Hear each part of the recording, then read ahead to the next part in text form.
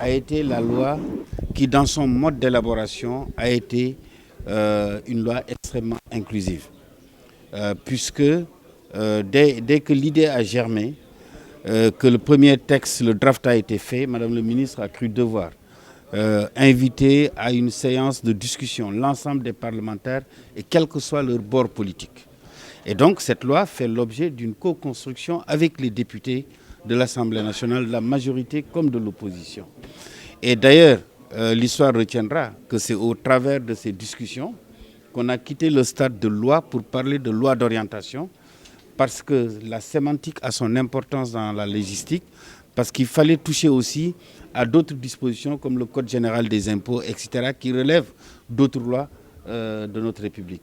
Et c'est cela le sens de cette loi. Sa vulgarisation et la plateforme qui a également été présentée permet d'en assurer une utilisation transparente et d'en faire le lien avec aussi les autres instruments. Parce que si une chose est d'encadrer les acteurs, de leur offrir un cadre juridique pertinent, une autre chose, c'est que ces acteurs ont besoin d'être financiers. Je voudrais d'abord remercier Madame le ministre de la Microfinance en charge de l'économie sociale et solidaire pour avoir su adopter cette démarche.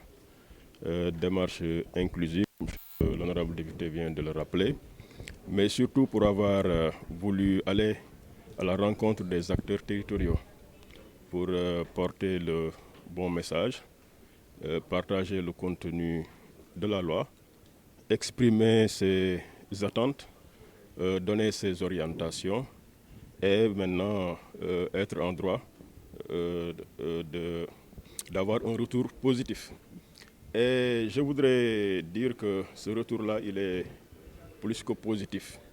Nous avons suivi l'intervention de Madame le ministre, avons également suivi les différentes communications et pensons avoir compris le rôle de l'autorité territoriale qui se doit de partager avec les acteurs territoriaux, mais surtout de veiller à ce que les dispositions de cette loi soient non seulement comprises, mais surtout appliquées.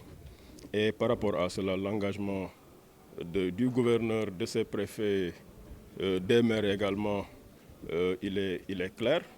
Nous allons tout mettre en œuvre pour que le dispositif soit appliqué dans toute sa rigueur, que les acteurs à la base puissent profiter de cet important outil et en définitive que la politique d'économie sociale et solidaire soit tout simplement un succès et une réussite à travers la région de Dakar.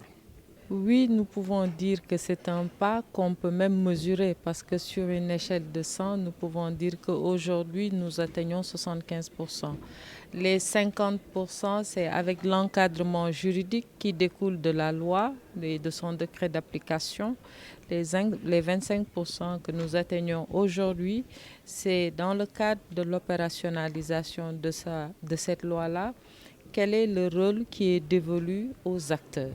Nous avons principalement l'administration territoriale et le niveau central constitué par le ministère. Aujourd'hui, au cours de ce CRD de Dakar, nous échangeons avec le gouverneur, les préfets et l'ensemble des sous-préfets sur l'échelle d'exécution de l'administration territoriale. Parce que la loi, à travers l'agrément ESS de l'acteur économique, ouvre plusieurs avantages à ces acteurs-là. Le premier avantage déjà, c'est la prise en compte de la part contributive des acteurs, qu'ils soient formels ou non formels, dans la définition de la croissance, de la richesse de notre pays. Ça, c'est le premier élément. Et pour ça, l'acteur a besoin d'une identification. C'est pourquoi nous espérons vraiment que cette plateforme-là pourra définitivement régler la question de la formalisation des acteurs.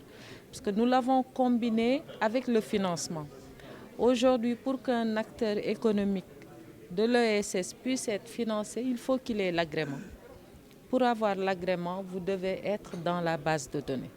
Maintenant, quand vous êtes dans cette base de données-là, et c'est là où c'est intéressant, parce que le préfet est au niveau de l'examen du dossier. Donc, je donne un exemple, vous êtes une association, vous allez déposer votre demande au niveau de la sous-préfecture avec des documents qui vous sont demandés. Aujourd'hui, vous avez la possibilité, là où vous êtes, de faire le dépôt en ligne. Et une fois que ce dépôt en ligne là est fait avec tous les documents qui sont scannés et téléchargés, ces documents, le dossier est envoyé directement au sous-préfet et au préfet qui font l'examen du dossier. Donc forcément, ils doivent connaître la plateforme et maîtriser cela. Une fois que ce travail est fait, le dossier est transmis au gouverneur pour la qualification et l'approbation et donner un avis sur l'approbation. C'est seulement après cela que c'est transféré au niveau central pour que nous puissions délivrer l'agrément. C'est important parce que c'est démocratique, c'est important parce que c'est transparent, mais c'est important surtout parce que c'est inclusif.